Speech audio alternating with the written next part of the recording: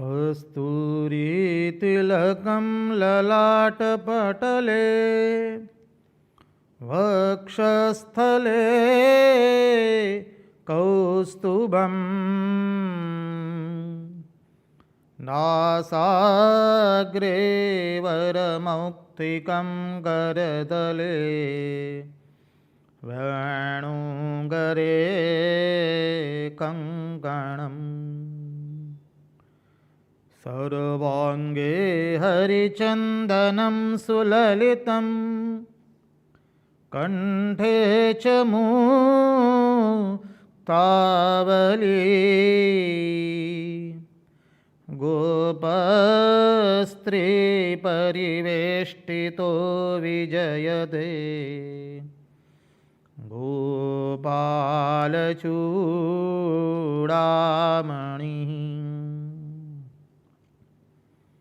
गोपालचूडामणिः।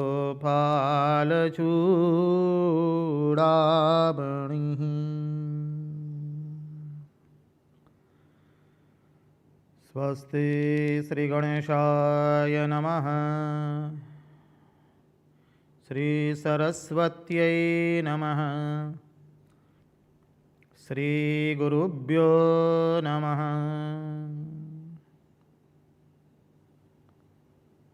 नारायणं नमस्कृत्यं नरं चैव नरोत्तमं देवीं सरस्वतीं व्यास ततो जयमुदीरयेत्। नमस्ते शारदे देवी सरस्वती मतिप्रदे वसत्वं मम जिह्वाग्रे सर्वविद्याप्रदा भव।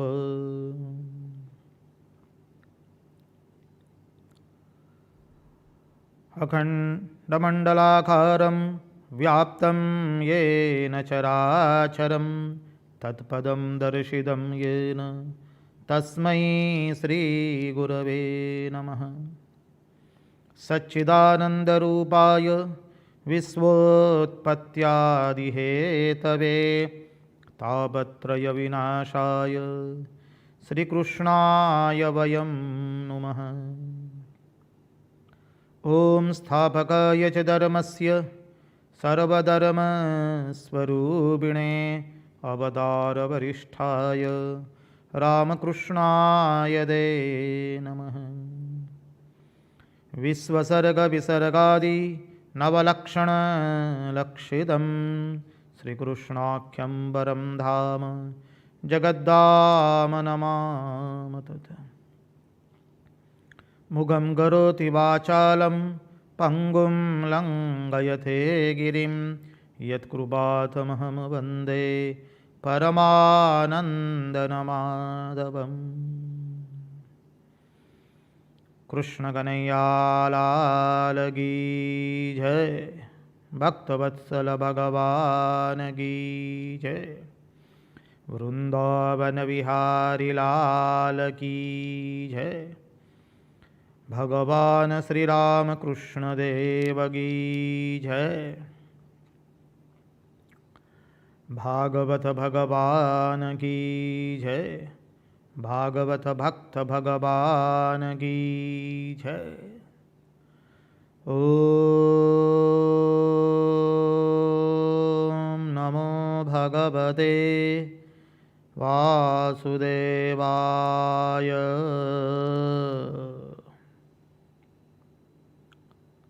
नारायण नारायण नारायण नारायण।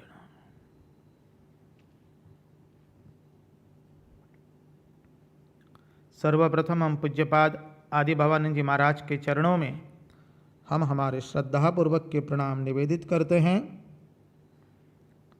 पूज्यपाद स्वामी निखिलेश्वरानंद जी महाराज के चरणों में हम हमारे श्रद्धापूर्वक के प्रणाम निवेदित करते हैं।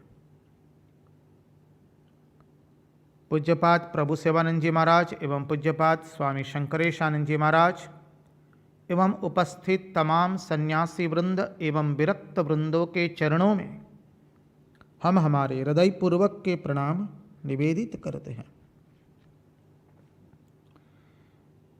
इस दृश्य श्राव्य माध्यम से जो इस भागवत रसामृत का पान कर रहे हैं, उन सब के हृदय में निवासित उस अनंत अखंड अविनाशी परब्रह्म परमात्मा को मुहुर मुहुर वंदन करके आइए भागवत के इस रसामृत में हम अवगाहन करें।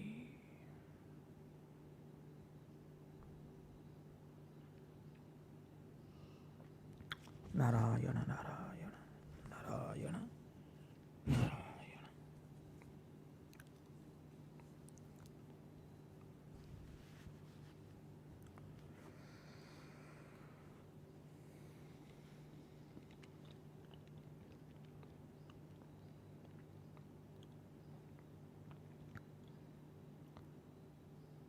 तो कल हमने देखा नंद बाबा को पंचायत के सामने खड़ा कर दिया गया है और नंद बाबा ने रहस्य उद्घाटित कर दिया। जब गर्गाचार्य ने मेरे लाला का नामकरण किया था, तब गर्गाचार्य ने कहा था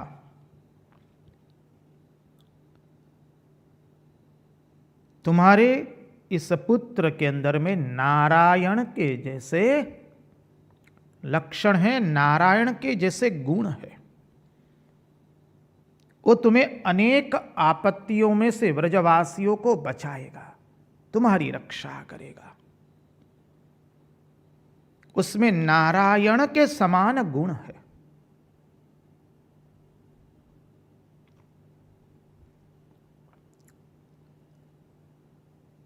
व्रजवासियों ने कह दिया तो ये रहस्य उद्घाटित आप अभी क्यों कर रहे हैं, पहले क्यों नहीं किया?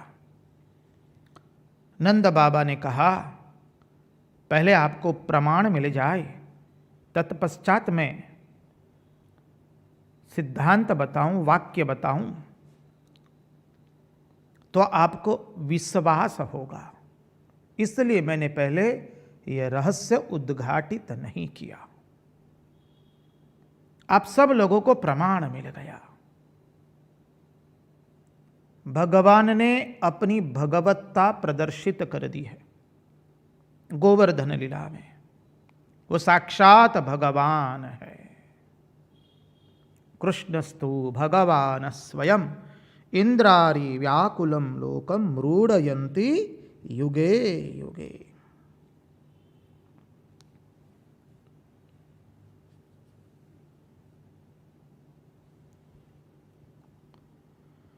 भगवान ने अपनी भगवत्ता यहां पर प्रदर्शित कर दी।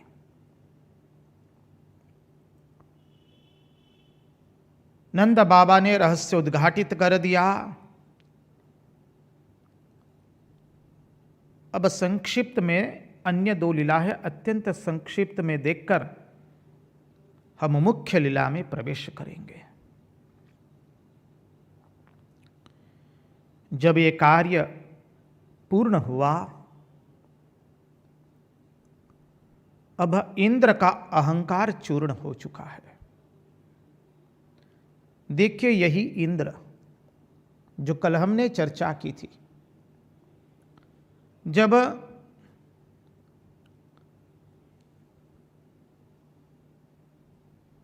पृथ्वी देवी ब्रह्मा जी को लेकर और ब्रह्मा जी अन्य देवताओं को लेकर क्षीर सागर में गए, क्षीर सागर के तट पर अर्थात, और वहां जब स्तुति की है भगवान की, तब इंद्र था। गर्भस्तुति के दरमियान इंद्र उपस्थित था।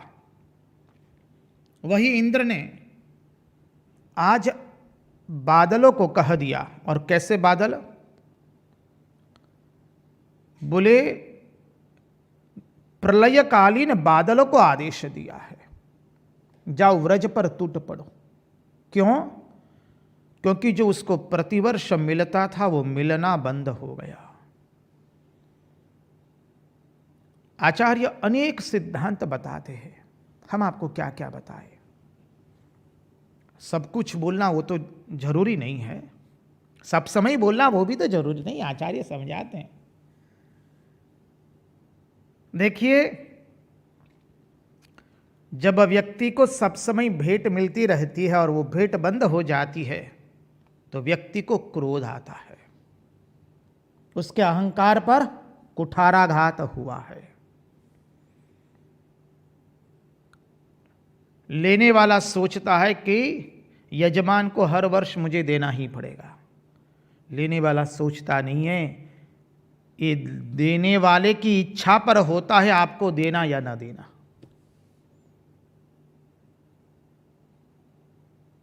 यजमान की इच्छा हुई तो दिया, नहीं हुआ तो नहीं दिया। अब तक उसने जो दिया उसका गुणगान गाओ आनंद से, प्रेम से।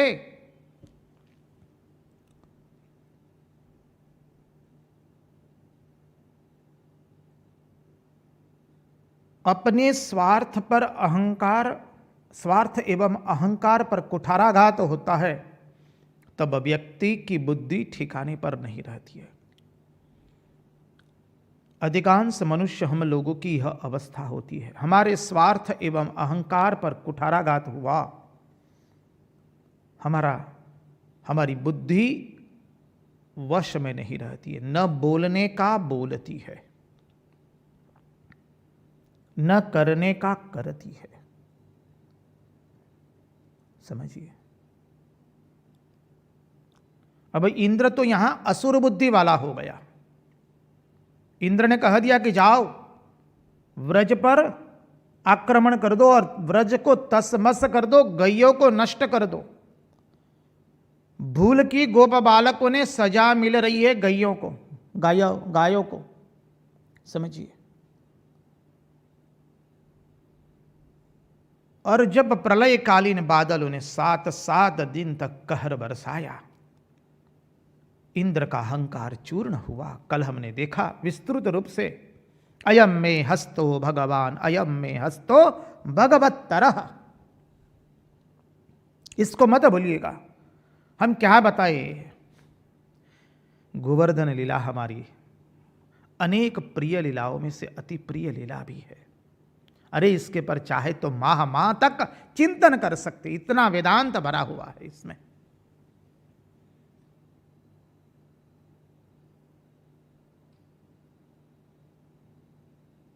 अब भगवान ने जब इंद्र का अहंकार चूर्ण कर दिया, जब किसी का अहंकार चूर्ण होता है ना, जब क्षमा मांगने आते हैं ना व्यक्ति, बुद्धि जब ठिकाने पे लगती है तो व्यक्ति अकेला आता है। व्यक्ति अपमान तो सबके सामने कर देता है। हमारे सबका अनुभव होगा वो, इसलिए इसकी व्याख्या करने की आवश्यकता नहीं रहती है। अपमान तो सबके सामने कर देते हैं। जब बुद्धि ठिकाने पर आती है तो व्यक्ति एकांत में आकर क्षमा मांगता है। इंद्र ने भी यही किया। इंद्र अकेला आता है, कामधेनु भी अकेली आई है।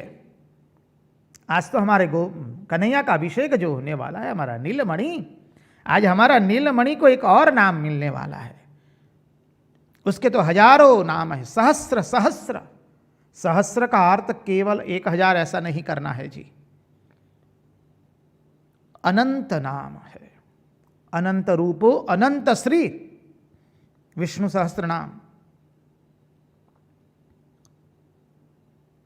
तो देखिए, इंद्र अकेला आता है भगवान के पास।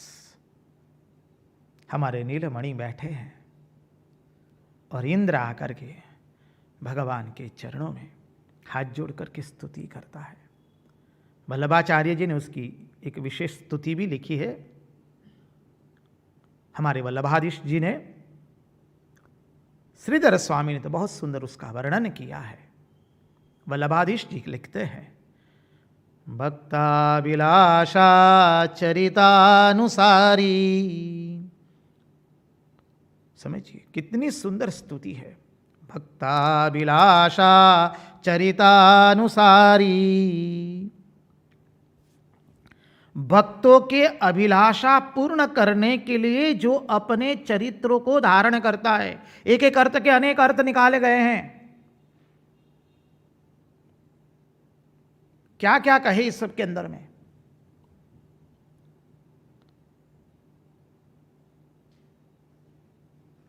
वल्लभाधीश जी कहते, प्रभु आप भक्तों की अभिलाषा पूर्ण करने के लिए भिन्न भिन्न चरित्र से आप भिन्न भिन्न लीलाएं प्रस्तुत करते हैं। अधिरूप से भगवान बन गए गिरिराज, समझिए, पूजक भी वह है, पूज्य भी वह है। जैसे कल फलाहारिणी काली पूजा गई, श्री रामकृष्ण देव ने मां शारदा की पूजा की थी, तो पूजक और पूज्य दोनों एक बन गए थे वहां पर, समझिए। यहां पर भी भगवान गोवर्धन लीला में पूजक एवं पूज्य एक बने हैं।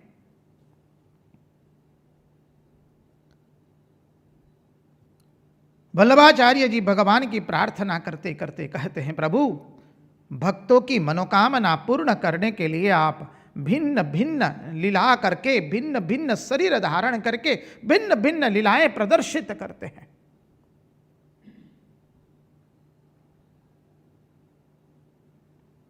भगवान आपकी महिमा का हम वर्णन क्या करें।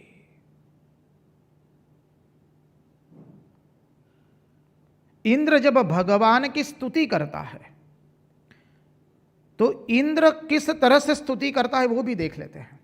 दोनों को साथ साथ में चिंतन करने का प्रयास करेंगे संक्षिप्त में। इंद्र कहता, इंद्र उवाच विशुद्ध सत्वं तव धाम शांतम तपोमयं द्वस्तरजस्तमस्कं मायामयोऽयं गुणसंप्रवाहो न विद्यते ते ग्रहणानुबंधः। विशुद्ध सत्वम तव धाम नाम, बहुत सुंदर है। भगवान आपका धाम कैसा है? विशुद्ध सत्व है आप तो। विशुद्ध सत्वम तव धाम शांतम तपोमयम ध्वस्तरजस्तमस्तकम।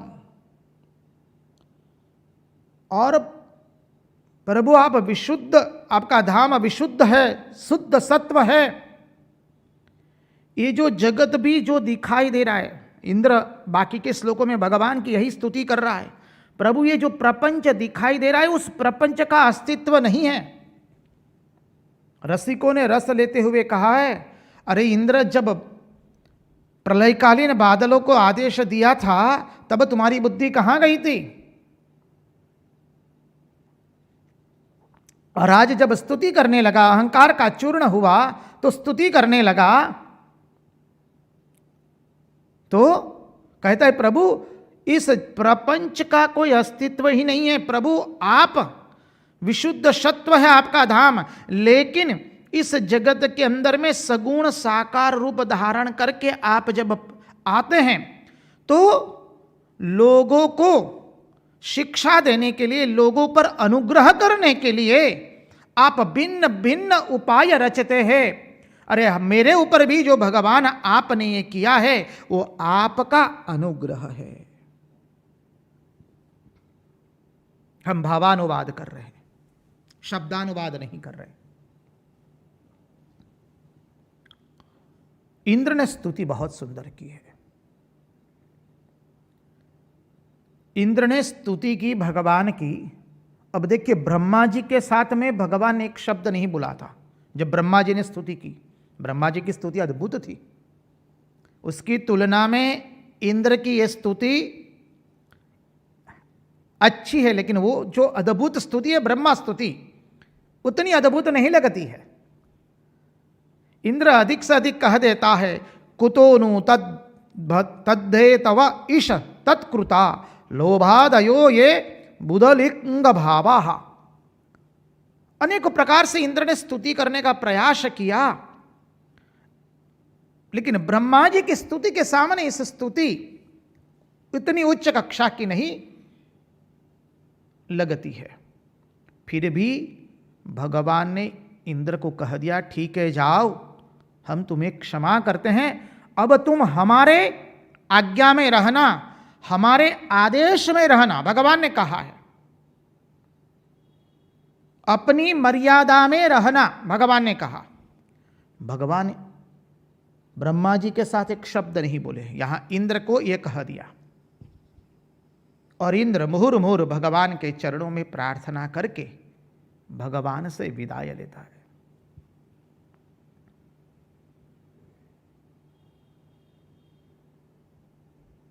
भक्ताभिलाषा चरितानुसारी दुग्धादि चौर्येण यशो विसारी कुमारितानंदित घोषनारी नमः प्रभु श्री गिरिराजधारी।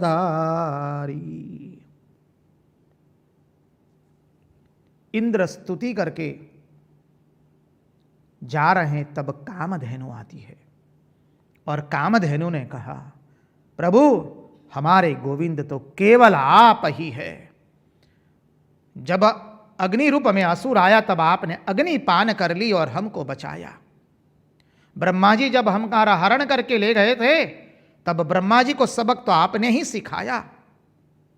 और प्रभु जब ये इंद्र हमारे ऊपर टूट पड़ा हमारा सर्वनाश करने के लिए, प्रभु तब आप ही ने गोवर्धन धारण करके हमारी रक्षा किए। प्रभु आज से आप ही हमारे गोविंद है और भगवान का राज तिलक हुआ है। गोविंद कह के इंद्र भगवान की स्तुति करता है।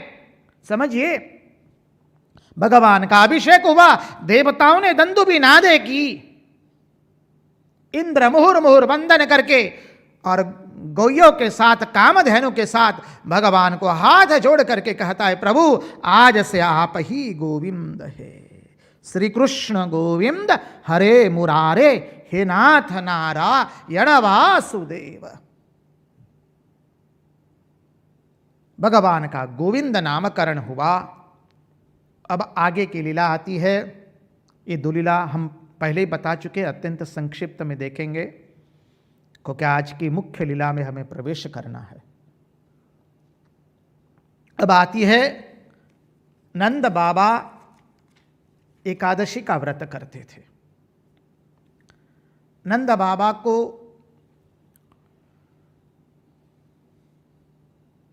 वरुण के रक्षक, वरुण के देवता ले गए। क्या हुआ, नंद बाबा एकादशी का व्रत करते थे।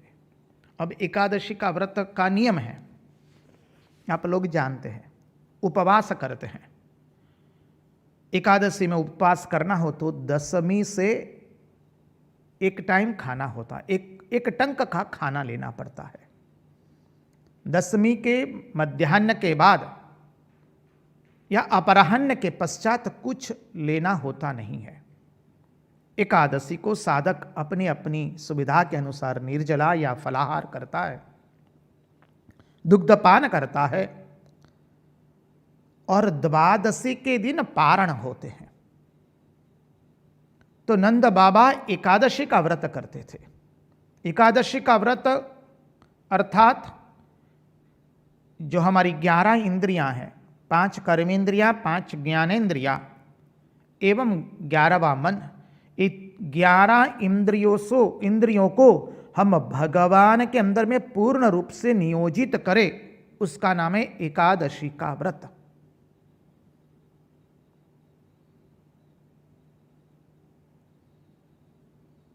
एकादशी व्रत अधिकांश भक्त लोग करते हैं। उपवास का अर्थ है उप और वास।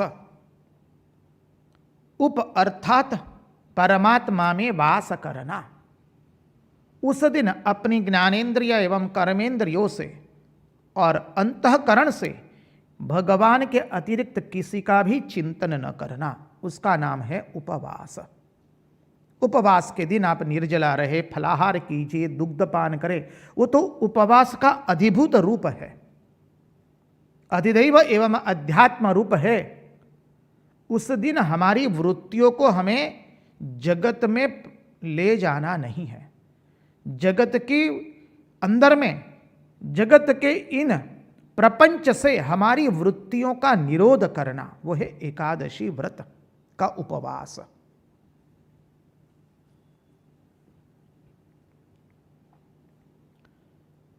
नंद बाबा ने एकादशी का व्रत किया है, द्वादशी शुरू होने वाली, इसलिए पारण करना है। तो नंद बाबा भोर में यमुना जी में स्नान करने गए हैं। तो उस समय वरुण देवता का दूत, अभी रात्रि का 3-3:30 बजे का समय होगा। इस प्रसंग के ऊपर में धर्मवेत्ताओं ने, पंडितों ने, शास्त्रीय लोगों ने अनेक चर्चा की है और चर्चा करके इस सिद्धांत पर आए हैं कि नंद बाबा की कोई इसमें भूल नहीं थी। ठीक द्वादशी का मुहूर्त हो चुका था, किंतु वरुण का दूत नंद बाबा को फिर भी ले गया। अन्यथा नियम है रात्रि के 10:30 से लेकर 3:15 बजे तक नदी में स्नान करना वर्जित गिना गया है, नियम है। जब मन चाहा तब जी चाहा तब सब कुछ नहीं कर सकते हैं। अब द्वादशी का मुहूर्त शुरू हो रहा था, इसलिए नंद बाबा ने 3:30 के बाद ही भोर में यमुना जी में स्नान करने गए। लेकिन वरुण के जो रक्षक थे, वरुण के जो देवता थे, वरुण देवता के अन्य देवता, उन्होंने नंद बाबा को ले लिया और लेकर के चले गए। गोप बालक, गोप जनों ने हाहाकार कर दिया, अरे नंद बाबा डूब गए, नंद बाबा दिखाई नहीं दे रहे, कहां चले गए। सब लोग कन्हैया को पुकारते हैं। भगवान कहते चिंता मत करो, हम तो मत्स्यावतार भी जानते हैं ना, मत्स्यावतार तो हमने ही धारण किया है। भगवान ने लगाई डुबकी और सीधे पहुंचे वरुण लोक के अंदर में। और जहां वरुण लोक पहुंचे, वरुण देव साक्षात भगवान की पूजा करने लगे। वरुण देव खड़े हो गए, भगवान को आसन पर बिठाया और देवता लोग, सब अन्य देवताएं भगवान की विविध रूप से पूजा करने लगे। नंद बाबा देखते रह गए, अरे बाप रे, मेरा लाला इतना बड़ा है कि अन्य देवताएं उसकी पूजा कर रहे हैं। हमारे कन्हैया पहुंच गया और वरुण देवता तो कह रहे हैं कि अरे हमारे बाबा को क्यों लिया गया है। वरुण देवता कहते हैं दूत को मालूम नहीं पड़ा है, दूत से गलती हो गई है, मेरे सेवक की गलती, हमारी गलती है, कृपा करके प्रभु मुझे क्षमा कीजिए। वरुण देव ने भगवान से क्षमा मांगी है और वरुण देवता ने भगवान को सुंदर अभिषेक किया है भगवान का, उनको आसन पर बिठाया है। सब देवताएं भगवान श्री कृष्ण की अद्भुत पूजा कर रहे हैं। नंद बाबा चकित हो गया, हमारा लाला इतना बड़ा है, सब देवताएं उसकी पूजा कर रहे हैं। देखिए भगवान रास लीला के पहले सब कुछ कहते नहीं, इतना पूर्व नियोजित जैसे भगवान कर रहे हैं, सबको अपने बस में कर लिया है ताकि बाद में कोई तकलीफ न दे। सब देवताओं को अपने पक्ष में कर लिया है। अब कन्हैया नंद बाबा को लेकर के आ गए वापस अपने व्रजधाम में, बाबा को ले आए। अब नंद बाबा तो बात मत पूछो, जो भी दिखे उसको लाला की घटना बता दे जाए। अरे हमारा लाला इतना बड़ा है, वरुण देव, वरुण लोक में सब देवताओं ने उसकी पूजा की है, क्या उसका वैभव था, क्या उसकी प्रतिभा थी। अरे नंद बाबा तो पूछो मत, जिसको देखे उसको बस उस वरुण लोक में लाला का जो प्रभाव देखा, लाला की शक्ति देखी, लाला का वैभव देखा, उसी की चर्चा करते रहते हैं। पिता तो वही है जो अपने पुत्र के गुणगान गाते रहे, पुत्र में कुछ विशेषता दिखाई दे तो ये तो पिता का वात्सल्य है। बस नंद बाबा उसी के गुणगान गा रहे। बस अब तो गोप बालकों ने छोड़ा नहीं, पकड़ लिया हाथ। अरे लाला भूलो मत, गोवर्धन के समय हमने भी हमारी लठियां लगाई थी, हमको दिखाना पड़ेगा तुम्हारा लोक और तुम्हारा वैभव हमें दिखाना पड़ेगा। अब भगवान को पकड़ लिया। बस सब गोप बालकों ने कह दिया, लाला ऐसा मत सोचो तुमने अकेले ने व्रज गोवर्धन धारण किया था, लठिया हमने भी लगाई थी। भगवान कहते देखना है? बोले हाँ हमें देखना है। भगवान दिखाते, बोले लगाओ डुबकी। बोले कहाँ लगाए? बोले जमुना जी में, हमारा तो जो कुछ है वो जमुना जी है। लगाई डुबकी, जहां डुबकी लगाई सब गोप बालक आ गए भगवान के लोक के अंदर में, जैसे वैकुंठ में। और वैकुंठ में आके क्या देख रहे, अरे सब तो गए, व्रजवासी किधर है, जा रहे। रसिकों ने बहुत सुंदर रस लिया है, दरबानों ने खड़ा कर दिया, बाहर नहीं, अंदर नहीं घुस सकते आप। बोले हम अंदर नहीं जा सकते। बोले ना, अरे कन्हैया हमारा है। बोले कन्हैया कौन है यहां पर? अरे कन्हैया कौन है मानी? अरे जो हमको लेकर है। अरे बोले कोई लेके नहीं आया आपको, रहो बाहर में। सब गोप बालकों को बाहर में खड़ा कर दिया। देख रहे, दूर से दिखाई दे रहे, अरे कन्हैया कहाँ है? देख रहे तो बहुत बड़े आसन पर सभी देवताएं भगवान की पूजा कर रहे हैं। अन्य देवताएं भगवान का अभिषेक कर रहे। सहस्र शीर्षा पुरुष सहस्राक्ष सहस्रपाद सबोबिम विश्वतो वृत्वा अत्यतिष्ठ दशांगुलम। अद्भुत पुरुष शुक्त से भगवान का अभिषेक हो रहा है और सब व्रजवासी देख रहे, हक्का बक्का हो गए। अरे ये लाला है। तो दूसरे ने कहा लगता तो अपना कन्हैया ही है। अरे कन्हैया, तीसरे ने कहा अरे कन्हैया होता तो बांसुरी कहां है? अरे कन्हैया का मयूर पिच कहां है? ये तो कहां से कोई मुकुट पहन लिया है। और एक कहता अरे नाना वो लाला के हाथ में क्या आ गया? अरे बोले चक्र आ गया। अरे ये लाला किसके चक्कर में पड़ गया यहां आकर के? हमको तो भीतर ही नहीं घुसने देता है। ना लाला के हाथ में बांसुरी है, ना लाला के हाथ में चक्र है, ना लाला के मस्तिष्क पर मयूर पिच धारण किया है। अरे लाला का वेश तो क्या आभूषणों का है। अरे बाप रे, कहां से लेकर के आ गया? अरे एक ने कह दिया कहीं डाटा कहीं किसी के वहां क्या कुछ गाड़ दिया था, वहां से लूट के ले आया क्या हमारा कन्हैया? ये क्या हो गया? अब व्रजवासी भगवान के इस वैभव का स्वीकार करते नहीं है। सिद्धांत को समझिए, ये प्रेम की लीला है। प्रेम में ऐश्वर्य नहीं होता है। इसलिए व्रजवासी कहते हैं, एक गोप बालक ने कह दिया बाबा छोड़ो, हमें ऐसे लाला का दर्शन नहीं कर। बोले नहीं करना है, चलो हम चले जाएं। बोले कहां जाएंगे? अरे कहां जाएंगे? हमारे गिरिराज पर चले जाएंगे। तो दूसरे गोप ने कहा अरे यहां कहां से गिरिराज आया? बोले गिरिराज नहीं है। बोले ना है, नहीं है यहां तो। अरे ठीक है चलो, बोले जमुना जी चले जाएं। अरे बोले यहां कहां से जमुना जी आई है?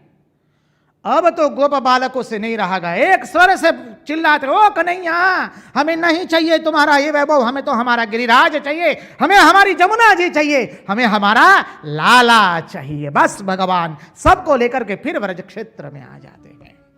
कृष्ण कन्हैया लाल की जय। भगवान गोप बालक को विशुद्ध प्रेम देते हैं। समझिए, ये प्रेम की लीला है, कोई सामान्य लीला नहीं है। भगवान ने कह दिया अब तो देख लिया ने। बोले लाला हमको वो नहीं देखना है। अरे तुम तो वहां किसी के चक्कर में पड़ गए, तो घूम रहा था सब समय। अरे क्या क्या तुमने मस्तिष्क पर धारण किए थे। अरे तुम्हारी चरण सेवा में कोई और एक औरत थी, कोई देवी लग रही थी वो तो। अरे ऐसा ऐसा सुंदर वर्णन किया है। रसिकों ने बहुत सुंदर रस लिया है इस लीला में। भगवान मंद मंद मुस्कुराते हैं। कहने का तात्पर्य, भगवान ने गोप बालकों, गोपजनों, समस्त व्रजवासियों को अपने भगवत स्वरूप, वो स्वयं भगवान हैं, उसकी प्रतीति हो चुकी है। समझ लीजिए, पहले भी बताया है, जब भगवान स्वयं गोप बालक बन गए थे, वस्त्र बने थे, बांसुरी बन गए थे, छीके बन गए थे, गौवे बन गई थी, बछड़े बन गए थे, तब क्या हुआ था उस घटना को याद कीजिए। शांडिल्य ऋषि को पता चल गया है, इसलिए शांडिल्य ऋषि ने व्रज क्षेत्र में माने कहलवा दिया, अरे आने वाले 12 वर्ष तक शुभ मुहूर्त होने वाला नहीं है, कर दो अपनी बच्चियों का ब्याह गोप बालकों से बस। इसलिए रास लीला में कोई परखियां नहीं रही है। समझ लीजिए, सब गोपियों का ब्याह तो हमारे नंद नंदन यशोदा नंदन से हो गया है। पुरुष तो जगत में एकमात्र वही है, बाकी तो सब प्रकृति है।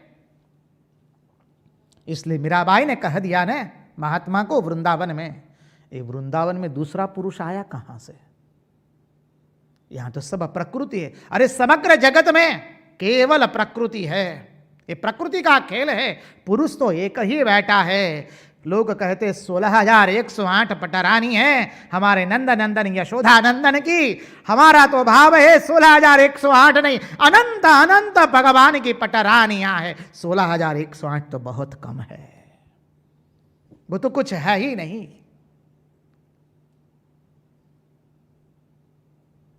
भगवान पुरुष तो एक ही है, बाकी सब प्रकृति है। आचार्यों ने भिन्न भिन्न सिद्धांत से समझ आया है। वेद की ऋचाएं हैं, 4 वेद समझिए, 4 वेद की 4 हजार ऋचाएं हैं। इस तरह से है, अनेकों अर्थ है। आएगा रासलीला में हम थोड़ा चिंतन करेंगे।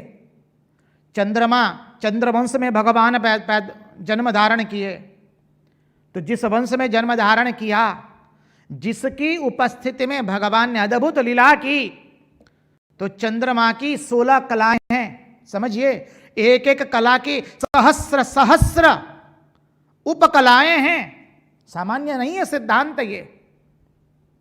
भगवान के 16,000 पटरानियों का गर्भित अर्थ समझना पड़ेगा। भागवत की भाषा समाधि की भाषा है, एक लौकिक भाषा नहीं है। इसके गुणार्थ में जाना पड़ेगा। तो भगवान ने अपनी भगवत्ता सब गोप बालकों, गोप जनों को, व्रजवासियों को दिखा दी। अब यहां से भागवत की एक अनुपम लीला, जिसके हम सब लोग आतुरता से प्रतीक्षा कर रहे हैं। रास पंचाध्यायी शुरू होती है। अद्भुत है ये रास पंचाध्यायी। देखिए, भागवत के 10वें स्कंद में 5 गीत है। पहला गीत है वेणु गीत, द्वितीय गीत है प्रणय गीत, तृतीय गीत है गोपी गीत, चतुर्थ गीत है युगल गीत और पंचम गीत है भ्रमर गीत। भगवान ने जब वेणुनाद किया तो वो वेणुनाद सबको सुनाई दिया है। समझिए, हरण एवं हरणी, पक्षियों, कीटों को, भ्रमर को, गायों को, बछड़ों को, मनुष्य को, पशु पक्षी कीट स्थावर जंगम सबको सुनाई दिया। और वेणुनाद सुन करके चल अचल हो गया और अचल चल हो गया। समझिए, वेणुनाद सबके लिए है और सब उसको सुन पाए हैं। अब भगवान जो वेणुनाद करने वाले हैं वो सबके लिए नहीं है, कतई नहीं है। उस प्रसंग को याद कीजिए। भगवान जब गोपांगनाओं के वस्त्रों का हरण किया था, गोपियों ने मां कात्यायनी देवी की पूजा की है। कात्यायनी महामाये कह करके बालू के अंदर में मां की प्रतिमा बना करके गोपियों ने देवी की पूजा अर्चना की है। किस उद्देश्य से? श्री कृष्ण हमें हमारे कांत के रूप में प्राप्त हो, श्री कृष्ण हमें पति के रूप में प्राप्त हो। भगवान ने उनके आवरणों का भंग कर दिया था, अष्टपाशों का नाश किया है।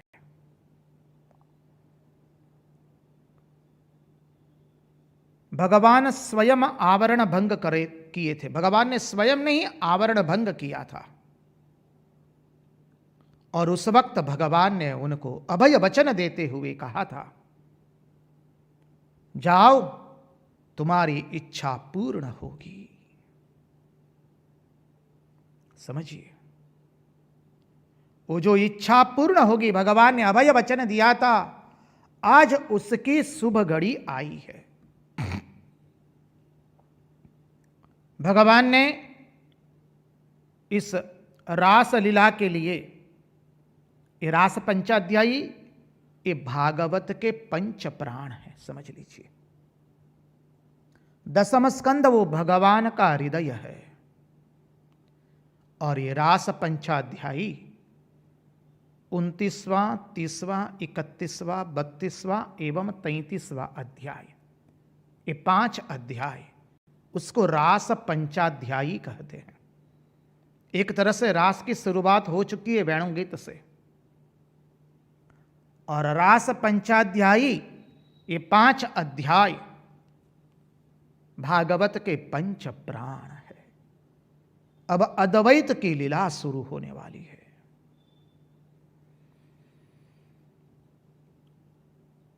प्रेम की पराकाष्ठा की लीला है, जहां पूजक और पूज्य एक बन गए हैं। ये लीला को समझने के लिए सब लीलाओं का स्मरण करना होगा। देखिए, पूजक और पूज्य एक बन गए गोवर्धन लीला में, इसलिए हमने देखा था गोवर्धन लीला रास लीला का उपोद्घात है और फल है रास लीला।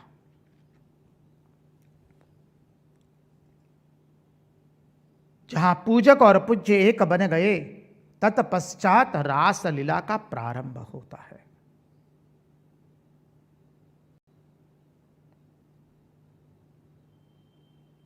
रास लीला के अंदर में, इस रास पंचाध्यायी में गोपियों ने 5 गीत गाए।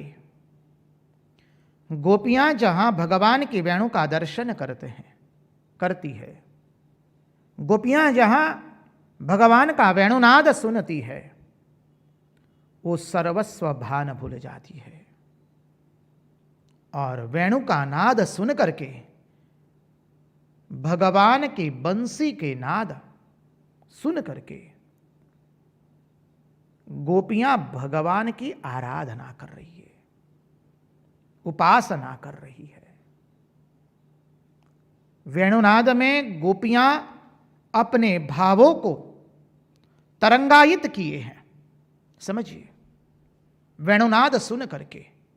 इसलिए उन्होंने उस बंसी का दर्शन करके, बंसी नाद सुन करके श्री कृष्ण के प्रति जो उनके हृदय में अद्भुत भाव थे, वो जब तरंगायित हुए तो वेणु गीत बने।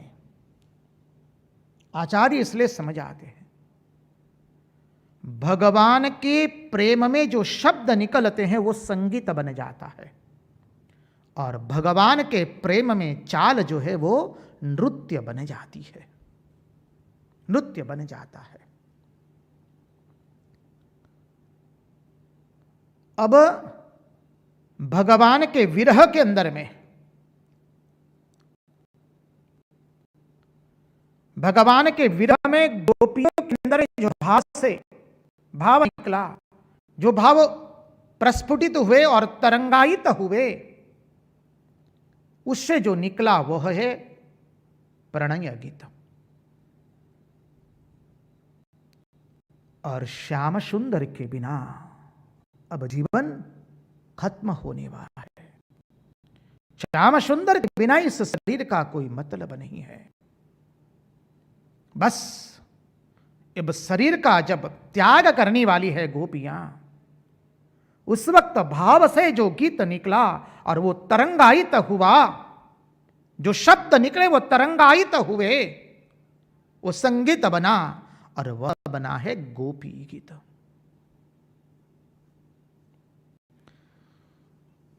तपश्चात भगवान के भाव में तन्मय होकर के, भगवान की लीला का गुणगान काके गाते गाते अपने जीवन को भरना है।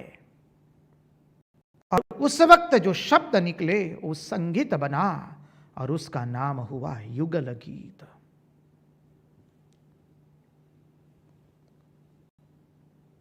और अपने प्रेमी से इतना प्रेम है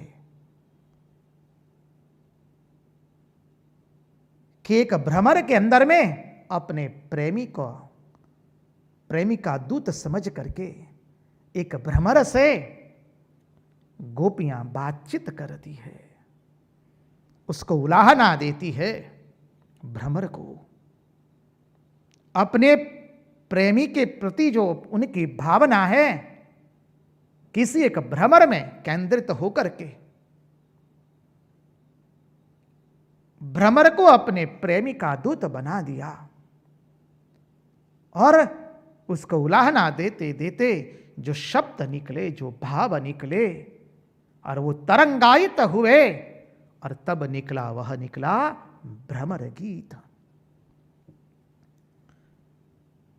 देखिए हमारे वैष्णव संप्रदाय के अंदर में श्रीधाम वृंदावन में भी और हर जगह वैष्णव संप्रदाय में निम्बार्क संप्रदाय जो है उसके अंदर में प्रथा है, उनकी साधना पद्धति है। वृंदावन में एक संत हो गए इसी संप्रदाय में, कोकिल संत करके, संस्कृत भाषा के अंदर अद्भुत अद्भुत काव्य लिखे उन्होंने भगवान श्री कृष्ण के प्रति। वैष्णव धर्म में एक परंपरा है कि साधक अपने गुरु से जब दीक्षा लेता है तो गुरु उसको भगवान की एक सेवा देते हैं, और वो सेवा क्या है? वो मंजरी भाव से भगवान की सेवा करते हैं। मंजरी भाव अर्थात गोपी का भाव से। और उसमें उदाहरण के रूप से समझे तो जैसे हमारे राघवेंद्र सरकार और मां जानकी जी। मां जानकी जी तो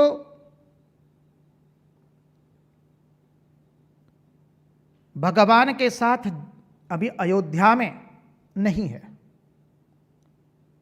अभी मां जानकी जी ऋषि मुनियों के आश्रम में निवासित है। हमारे राघवेंद्र सरकार अयोध्या में है। तो इस संप्रदाय के लोग कोयल बन करके मां जानकी जी के प्रेम जो है मां जानकी जी का प्रेम वो राघवेंद्र सरकार को कहते हैं, और राघवेंद्र सरकार की जो भावना है वो मां जानकी जी को सुनाते हैं कोयल बन करके। इसकी अद्भुत विशेषता है।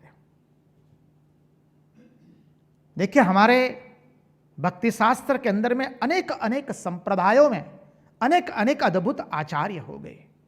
एक एक भाव का आलंबन करके भगवान से किस तरह से प्रेम किया जाए उन्होंने उस संप्रदाय से अद्भुत परंपरा चलाई।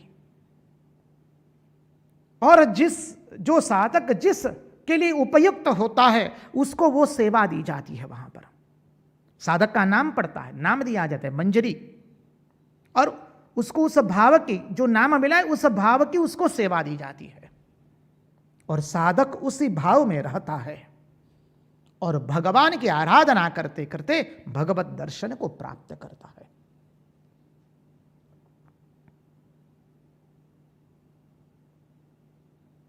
ये जो भ्रमर गीत है उसके पर से हमको उसका स्फुरण हुआ। गोपियों ने यहां पर यही किया है। अपने प्राण प्रिय प्रियति प्रियम जो श्री कृष्ण है वो जानती है। जैसे राघवेंद्र सरकार ने मां जानकी जी का त्याग नहीं किया है, मां जानकी जी भी जानती है, राघवेंद्र सरकार भी जानते हैं।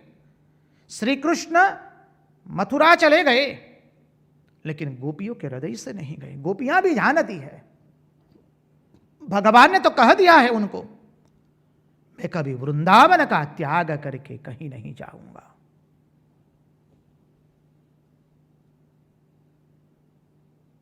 तो गोपियां भी जानती है। अब गोपियों में भगवान के प्रति इतना प्रेम है कि जो भ्रमर आया है उसको भगवान का दूत समझ करके उसको अपने हृदय की व्यथा कहती है।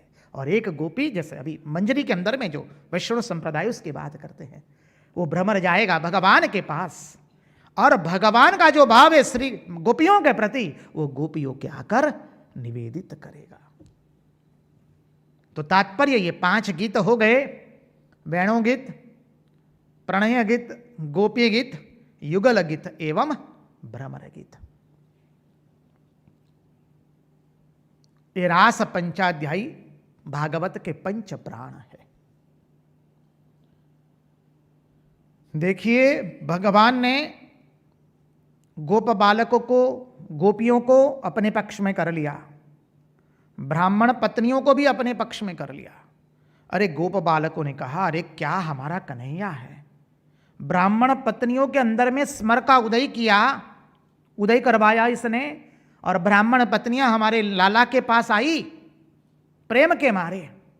वो स्वयं आई, ब्राह्मण पत्नियां, इतने कुछ उच्च कुल की पत्नियां आई हमारे श्री कृष्ण का दर्शन करने के लिए, श्री कृष्ण के प्रेम में मग्न होकर के आकर के हमारे कन्हैया के साथ रहना चाहती थी। हमारे कन्हैया ने उनको वापस भेज दिया।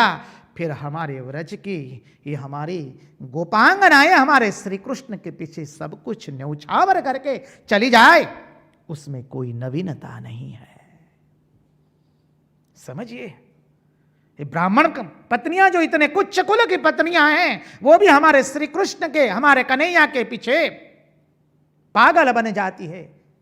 हमारे श्री कन्हैया इतना मधुर है, इतना सुंदर है कि उसके पीछे उसको जो कोई देखता है वो पागल बन जाता है।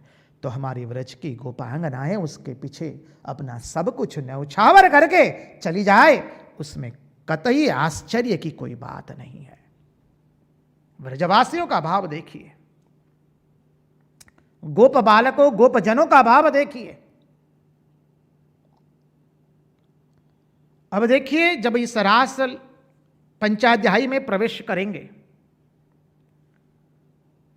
तो इस बात पर भी हम चर्चा कर ले, इस बिंदु पर भी चर्चा कर ले। समग्र श्रीमद् भागवत महापुराण में, श्रीमद् भागवत पुराण नहीं है, महापुराण है, हाँ, उसमें 10 प्रश्नों की चर्चा की गई है। जिसमें 5 प्रश्नों की चर्चा की जाए उसको पुराण कहते हैं, जिसमें 10 प्रश्नों की चर्चा की जाए उसको महापुराण कहते हैं। तो श्रीमद् भागवत महापुराण में कहीं पर भी श्रीमती राधिका जी का नाम नहीं है, समझ लीजिए। सुखदेव जी महाराज अत्यंत मर्यादा में कथा करते हैं। राशेश्वरी, व्रजेश्वरी का नाम समग्र श्रीमद् भागवत में कहीं नहीं है। सुखदेव जी अत्यंत मर्यादा में कथा करते करते कहते हैं, जहां राधिका जी का नाम का उल्लेख करना है, अत्यंत मर्यादा से सुखदेव जी भगवान कहते हैं एक प्रमुख गोपिका। समझिए, सुखदेव जी महाराज पिछले जन्म में जैसे तोता थे और राधा नाम का जप करते थे। राधा जी आती है और उन्हें कहते हैं, राधा राधा मां बद, कृष्ण कृष्ण बद। सुखदेव जी के गुरु राधिका जी है, इसलिए भागवत के अंदर में सुखदेव जी ने राधा जी के नाम का उल्लेख तक नहीं किया है। देखिए, मर्यादा को माननी पड़ती है, लौकिक मर्यादा भी होती है। लौकिक मर्यादा में पत्नी जो है अपने पति का नाम नहीं लेती है। आजकल की बात अलग है, जिसने रख दी लाज उसको छोटा सा राज, वो अलग चीज होती है। वरना अपनी परंपरा में भार्या अपना पति का नाम नहीं लेती है। लौकिक मर्यादा में भी वही है और अध्यात्म मर्यादा में भी शिष्य अपने गुरु का नाम स्मरण, गुरु के नाम को जिस तरह से वो चाहे उसका उच्चारण नहीं कर सकता है। इसलिए सुखदेव जी महाराज ने एक प्रमुख गोपिका शब्द लिखा है। अपने गुरु के शब्द को उच्चारण इतना आसानी से नहीं कर सकते हैं, लोगों को मर्यादा मालूम नहीं होती है, इसलिए जब चाहा जैसा चाहा गुरु के नाम का उच्चारण करते रहते हैं। वो अध्यात्म शास्त्र में वर्जित आता है। आचारः प्रथमो धर्म।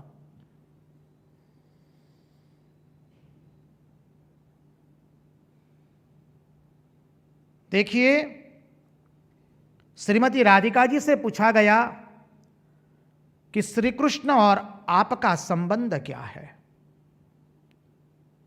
राधिका जी कहती है, मैं रमणी और वो रमण, मैं भोग्य और वो भोक्ता, मैं प्रियतमा और वो प्रियतम, ये भाव हम में नहीं है। हम दोनों के प्रेम ऐसा हो गए, हम दोनों एक हो गए हैं। समझिए, चैतन्य महाप्रभु अपने शिष्य से पूछते हैं,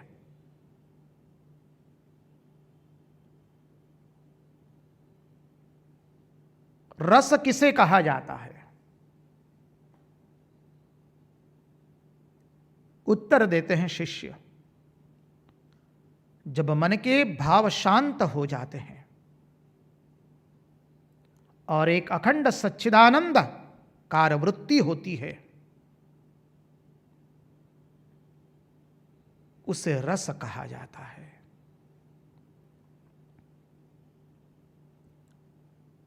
हम सरल अर्थ से देखने का प्रयास कर रहे हैं। उसमें जब दास्य भाव आता है, सेवा का भाव आता है, तब उसे दास्य भाव कहा जाता है, दास्य रस। उस भाव में जब सैख्य का भाव आता है तो उसे सैख्य रस कहा जाता है। उस भाव में जब वात्सल्य का भाव आता है तब उसे वात्सल्य रस कहा जाता है। और उस भाव में जब माधुर्य का भाव आता है तब उसे मधुर भाव, मधुर रस कहा जाता है। शांत रस, दास्य रस, सख्य रस, वात्सल्य रस एवं मधुर रस, माधुर्य रस। सुंदर प्रसंग है, उसके गुणार्थ में फिर कभी देखेंगे। महाप्रभु जी, जब शिष्य ने इतना कहा, महाप्रभु जी ने कहा और आगे, तब शिष्य ने मुंह बंद कर दिया। कुछ बोलने जाते थे, चैतन्य महाप्रभु जी ने उसका मुंह बंद कर दिया। कहा, आगे और कोई भाव नहीं है, आगे अद्वैत है।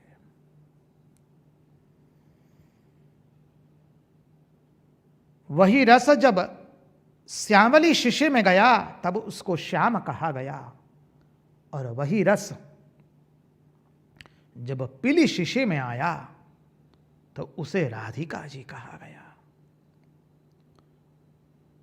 राधिका, राधा शब्द को समझिए, राधा शब्द को उल्टा दे तो धारा बनती है।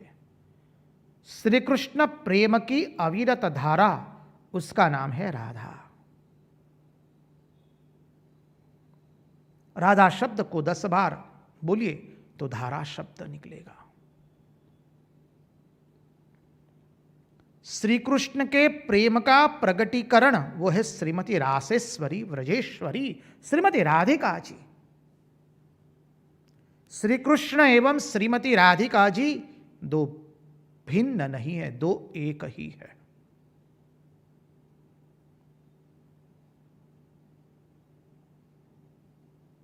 बंग भाषा में भजन है, तुमी आधा राधा आधा कृष्ण साजिले वृंदावनी, एक बार बिराजो गोमा हृदय कमलासनी। तुम आधी राधा आधा कृष्ण सज के बैठे हो वृंदावन के अंदर में, आधी राधा और आधा कृष्ण। इसलिए वृंदावन के अंदर में बांके बिहारी का जो मंदिर है कमर से ऊपर का भाग श्री कृष्ण का है, कमर से नीचे का भाग राशेश्वरी का है, व्रजेश्वरी का है। एक सुंदर प्रसंग आता है, उस प्रसंग की चर्चा करके हम रास पंचाध्यायी में प्रवेश करेंगे। उसके पहले महाराज से विनती, एक छोटा सा भजन। मुरली वेरण થઈ રે કનુડાની ओ मुरली रे वेरण થઈ रे છોગાડાની मुरली वेरण થઈ बाबरी रे हूँ बनी गई रे कन्हैयानी मुरली वेरण થઈ ओ मुरली रे वेरण થઈ रे कनुडानी मुरली वेरण થઈ ओ वृंदावननी कुंजगली माँ वृंदावननी कुंजगली माँ चाली हूँ वेचवान महीन नंदनो लाल सामो મળ્યો રે નંદનો લાલ સામો મળ્યો રે જોતા જ શરમાઈ ગઈ રે કનૈયાની મોરલી વેરણ થઈ ઓ મોરલી વેરણ થઈ રે છોગાડાની મોરલી વેરણ થઈ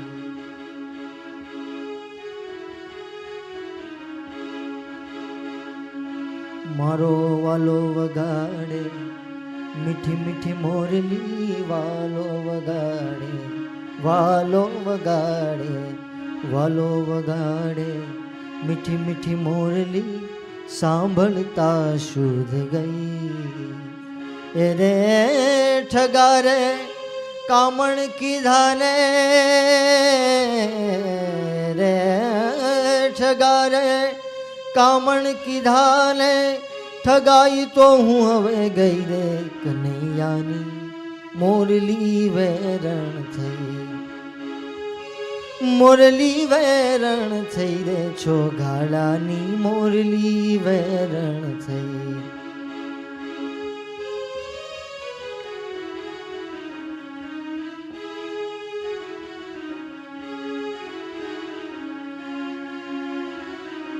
सावरी सूरत मोहनी मूरत सावरी सूरत सावरी सूरत सावरी सूरत मोहनी मूरत ऊपर मोही हूँ गई दास सतारना प्रीतमनी हूँ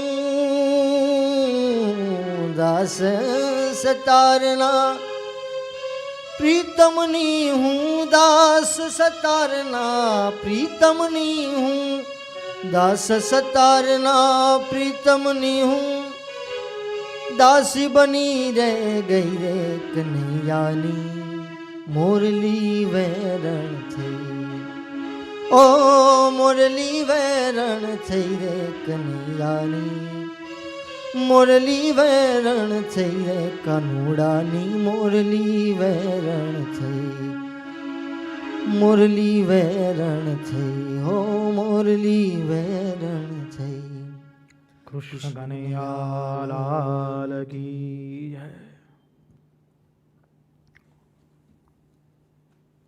तो भगवान ने रासलीला के पहले सभी लोगों को अपने पक्ष में कर लिया। अब वह शुभ घड़ी आई। समझिए, शुकदेव जी भगवान कहते, श्री शुक उवाच भगवान पिता रात्रि शरदोत्फुल्ल मल्लिका विक्षरन्तुं मनश्चक्रे योगमायामुपाश्रितः। क्या अद्भुत लिखा है। देखिए, दसम स्कंद की कथा महात्मा लोग कहते हैं, भगवान स्वयं बोलते हैं शुकदेव जी के मुंह से। और शुकः स्वयं शिव। परमहंस शिरोमणि भगवान शुकदेव जी,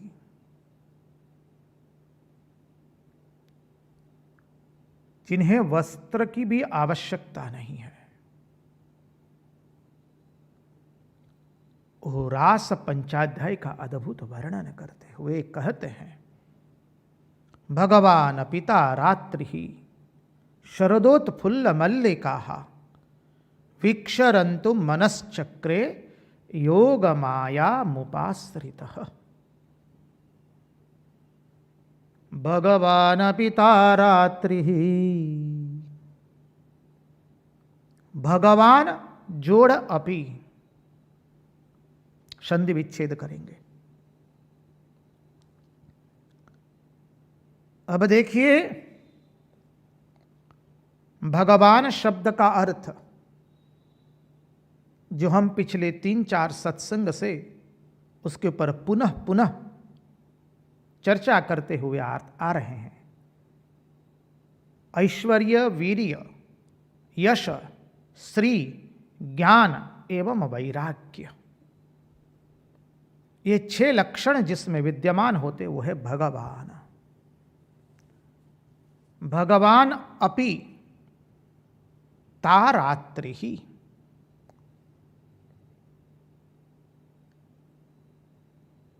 अब यहां पर कामदेव को हो गया, हमने सभी देवताओं को परास्त कर दिया है, तो इनको भी क्यों छोड़ा जाए। काम जो है वो भगवान का बेटा है, समझिए, भगवान का पुत्र है।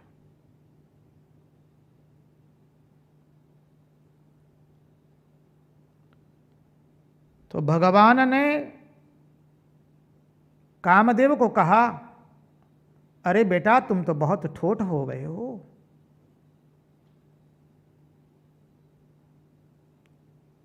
कामदेव से भी भगवान ने कह दिया, अच्छा तुम्हारी इच्छा है तो हो जाए हाथम हाथी थोड़ी। बोले हां, थोड़ी हाथम हाथी हो जाए। भगवान कहते कहां युद्ध करोगे। कामदेव को अहंकार हुआ है, मैंने सबको पराजित कर दिया। नारद जी भी पराजित हो गए, ब्रह्मा जी भी पराजित हो गए, सब देवता पराजित हुए, तो अब इनको काहे को छोड़ा जाए।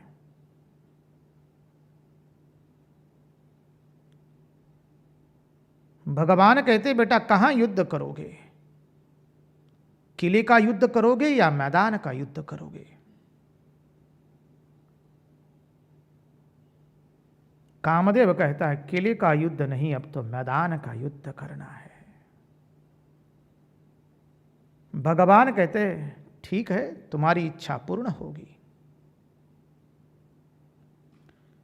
कामदेव भूल गया है कि हमारा नंद नंदन यशोदा नंदन, हमारा प्राण प्रिय, हमारा नीलमणि, हमारा माधव, हमारा मुकुंद, हमारा केशव, हमारा गोविंद, हमारा कन्हैया, हमारा सर्वस्व जो है वो है श्री कृष्ण।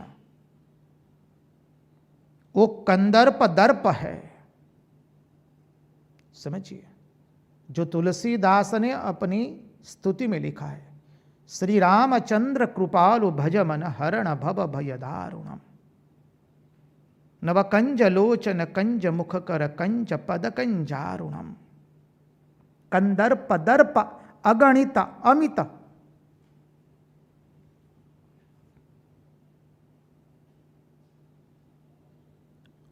भगवान कंदर्प दर्प है।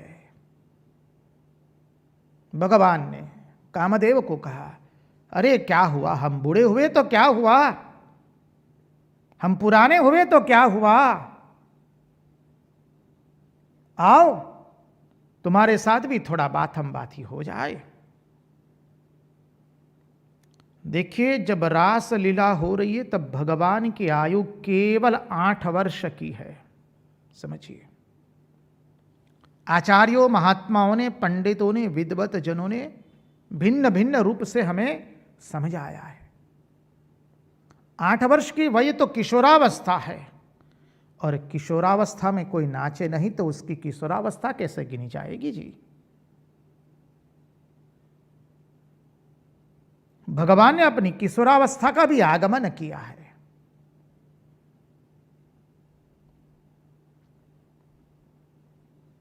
भगवान अपि, अब भगवान में भी विहार करने की इच्छा हुई। गोपियों के अंदर में तो भगवान के साथ विहार करने की इच्छा थी ही, किंतु अब तो भगवान के अंदर में भी, भगवान में भी विहार करने की इच्छा हुई है। भगवान अपि, पूरा श्लोक समझिएगा। भगवान अपि ता रात्रि शरदोत्फुल्ल मल्लिका। पहले पूरा सरल अर्थ में पूरे शब्द श्लोक को देख ले। भगवान जोड़ अपि, भगवान अपि ता रात्रि, रात्रियों के लिए बहुवचन है ता, साते ता, ताम ते ता, स्त्रीलिंग बहुवचन।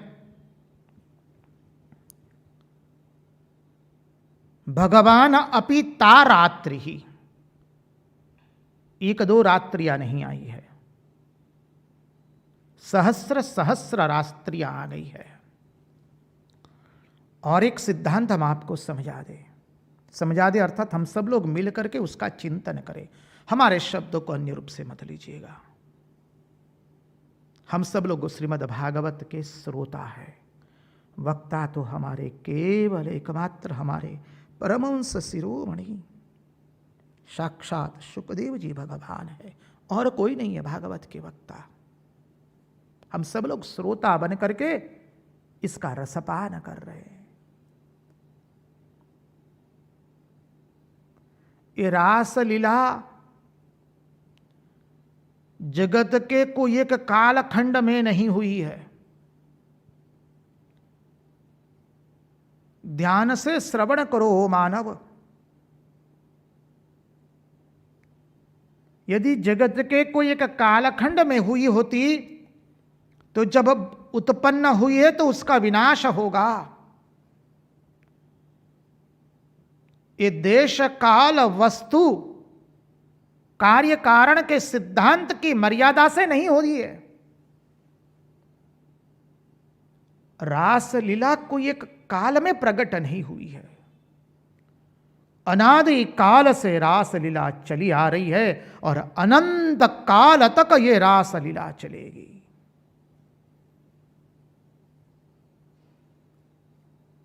यदि कोई एक काल में हुई होती, कोई एक युग में हुई होती तो उसका विनाश होता। रास लीला अनादि काल से चली आ रही है और अनंत काल तक चलेगी। समझिए।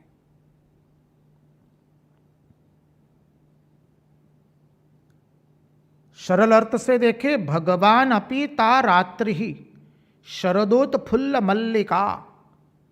शरद ऋतु आई है, सब जलाशयों के जल स्वच्छ हो गए, निर्मल हो गए।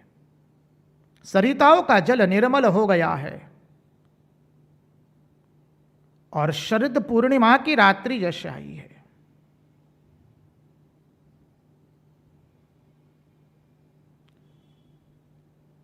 उसमें मल्लिका पुष्प, चमेली भी जिसे कहते हैं, उसी प्रकार का उस पुष्पों ने अपनी सुगंध चारों ओर प्रसारित कर दी है। मल्लिका पुष्प के शरदोत्फुल्ल मल्लिका वीक्ष्यरन्तुम मनश्चक्रे। समझिए, भगवान ने अपना मन बनाया रमण के लिए, सुंदर शोभा देख करके। वीक्षरन्तुम मनश्चक्रे, किससे? योगमायामुपाश्रितः, योग माया का आश्रय करके भगवान ने इस धाम में, इसमें रमण करने का मन बनाया। भगवान अपिता रात्रि, भगवान जोड़ अपि, भगवान को भी इच्छा हुई वृंदावन के इस अनुपम सौंदर्य का दर्शन करके।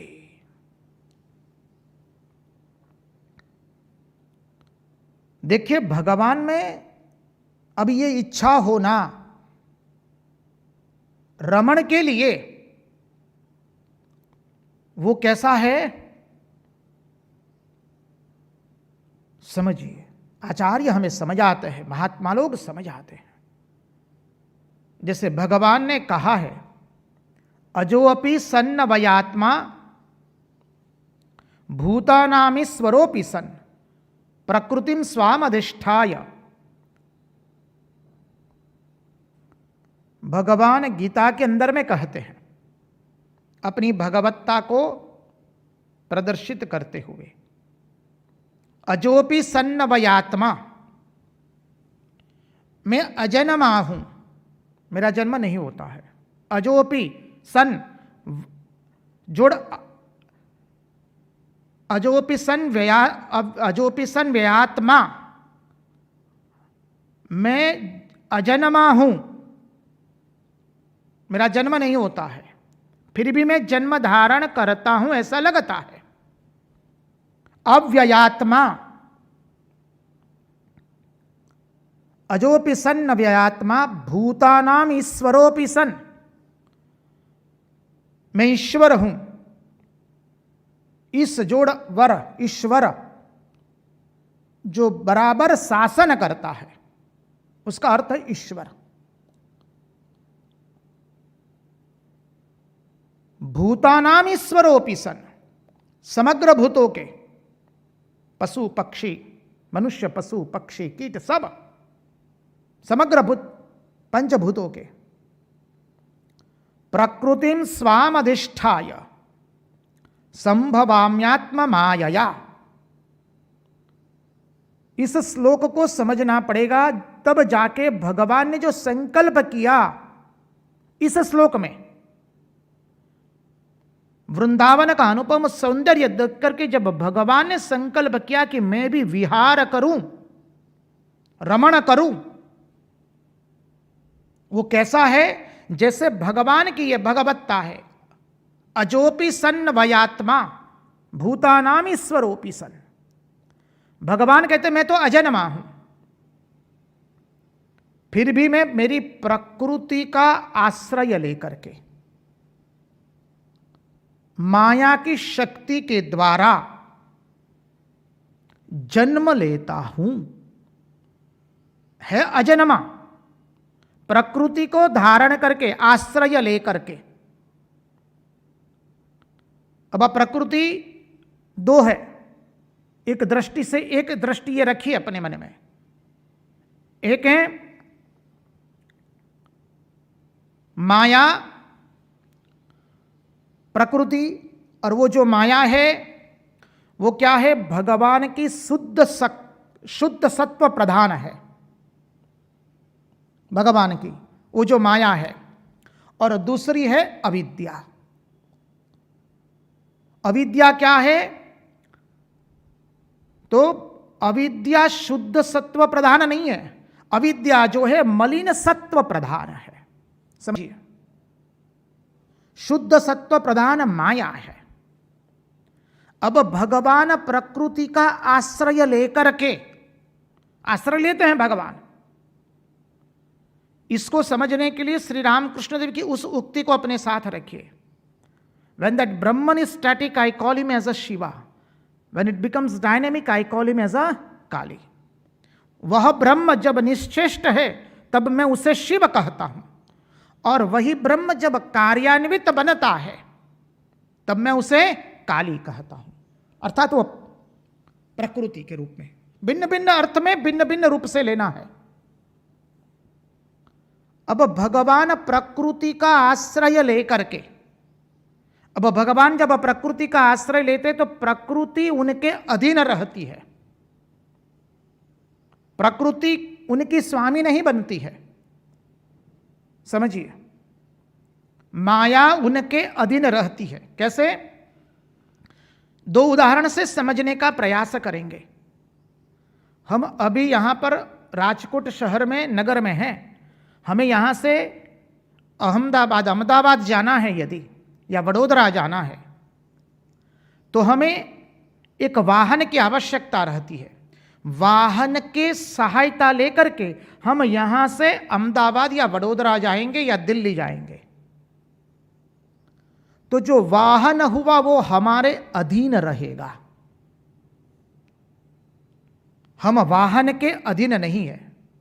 चार चक्रीय वाहन लेकर के जाएंगे तो वो 4 चक्रीय वाहन हमारे अधीन रहेगा, हम वाहन के अधीन रहेंगे नहीं। तो भगवान जब प्रकृति का आश्रय लेकर, हमने वाहन का आश्रय लिया, और भगवान प्रकृति के अधीन नहीं होते, प्रकृति भगवान के अधीन होती है। दूसरा उदाहरण से समझिए तो कोई जेल जो है, कैद खाना, उसके अंदर में कोई अपराधी जो होता है वो प्रवेश उसको मिलता है। अब अपराधी को प्रवेश मिला तो अपराधी को अपनी इच्छा से प्रवेश नहीं मिला है। उसने अपराध किया, उसके ऊपर अनेक कानून लगाए गए हैं, कायदा किए कानून लगाए गए हैं। वो अपनी इच्छा से वहां से मुक्त हो सकता नहीं है कैद खाने में से। लेकिन जो जेलर है कैद खाने का, वो अपनी इच्छा से भीतर जा भी सकता है और अपनी इच्छा से वो बाहर आ भी सकता है। वैसे ही भगवान प्रकृति का आश्रय लेकर, और प्रकृति भगवान के अधीन रहती है। माया भी वैसे है। माया जो क्या है, वो क्या है? माया तो अग्नि और उसकी दाहक शक्ति, समझिए, उसी तरह से है ये माया। तो भगवान कहते हैं कि मैं अज हूं, अव्यय हूं, अजन्मा हूं, अजोपि सन वयात्मा, भूतानाम ईश्वरोपि सन।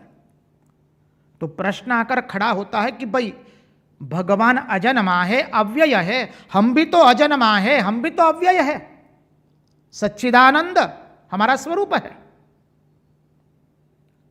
आचार्य बताते हैं सिद्धांत को सुनो, हमारा स्वरूप भी सच्चिदानंद है, लेकिन हम भूल चुके हैं।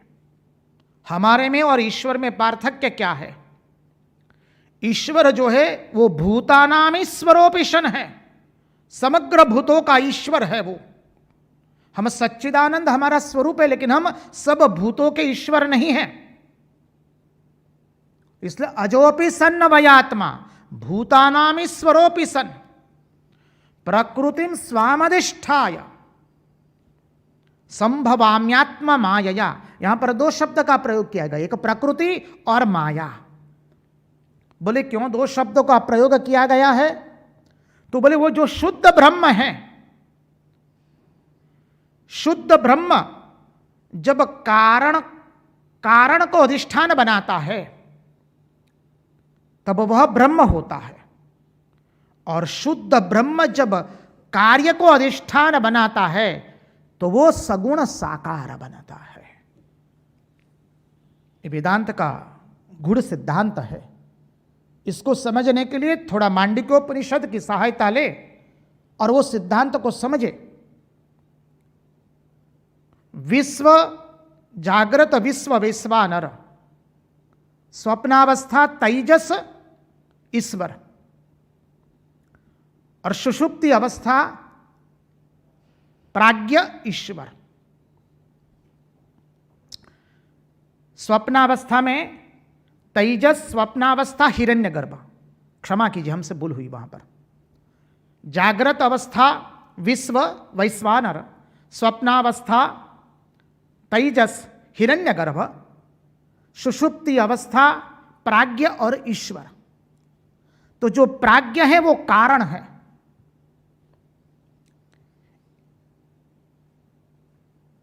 ईश्वर जो है वो बीज है, हिरण्यगर्भ जो है वो अंकुर है, और जो जागृत है वह ये जगत है।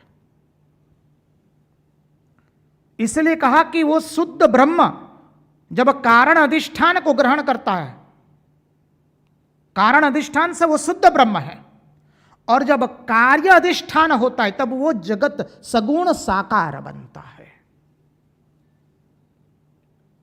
माया का अधिष्ठान लेकर के भगवान आद्य शंकराचार्य जब इस श्लोक पर अपना भाष्य लिखते हैं तो अवतार तत्व की मीमांसा करते हुए भगवान आद्य शंकराचार्य कहते हैं, उसमें लगता है जैसे वह निर्गुण निराकार ईश्वर सगुण साकार बना है। अवतार तत्व का स्वीकार करते हैं भगवान आद्य शंकराचार्य। देखिए, वो निर्गुण निराकार जो है उसकी कल्पना करनी है यदि मनुष्य को, तो मनुष्य जैसा है वैसा उस निर्गुण निराकार की कल्पना करेगा। वो जहां खड़ा है वहां से उसकी कल्पना करेगा। तो मनुष्य जैसा वो स्वयं है वैसा वो ईश्वर की कल्पना करना शुरू करता है। तो अजोपि सन्न वयात्मा भूतानामि स्वरोपि सन प्रकृतिम स्वाम अधिष्ठाय संभवाम्यात्मा मायया।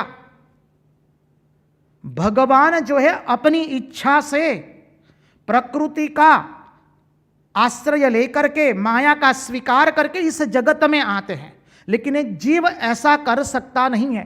जीव अपनी इच्छा से नहीं आता है। जीव अपने कर्मों के कारण, अपनी वासना के कारण, अपने कर्मों को क्षय करने के लिए इस जगत में आवागमन करता है। ये भगवान अपनी शब्द को समझना पड़ेगा, क्योंकि भगवान ने जब विहार करने का तय किया, तो भगवान जब विहार करने का तय करते हैं तो वो कैसा है, जैसे भगवान अवतार लेने का तय करते हैं। ये चतुर्थ अध्याय के अंदर में अवतार तत्व के ऊपर में बहुत सुंदर समझाया है गीता के अंदर में भगवान ने। तो अजोपि सन्न वयात्मा भूतानाम ईश्वरोपि सन, जीव जो है वो प्रकृति का आश्रय मानी प्रकृति का गुलाम होकर, माया का गुलाम होकर के इस संसार में आवागमन करता है, जबकि भगवान माया का गुलाम होकर इस संसार में आवागमन करते नहीं है। जो उदाहरण दिया जेलर का, जेलर अपनी इच्छा से आवागमन करता है कैद खाने में, लेकिन कैदी अपनी इच्छा से आवागमन करता नहीं है। इस तत्व का थोड़ा चिंतन कल करेंगे। आज यहीं पर विराम देते हुए कृष्ण कन्हैया लाल की जय, भक्तवत्सल भगवान की जय, वृंदावन बिहारी लाल की जय, भगवान श्री राम कृष्ण देव की जय, सब संतन की जय, सब भक्तन की जय। ओम नमः पार्वती पतये हर हर महादेव हर।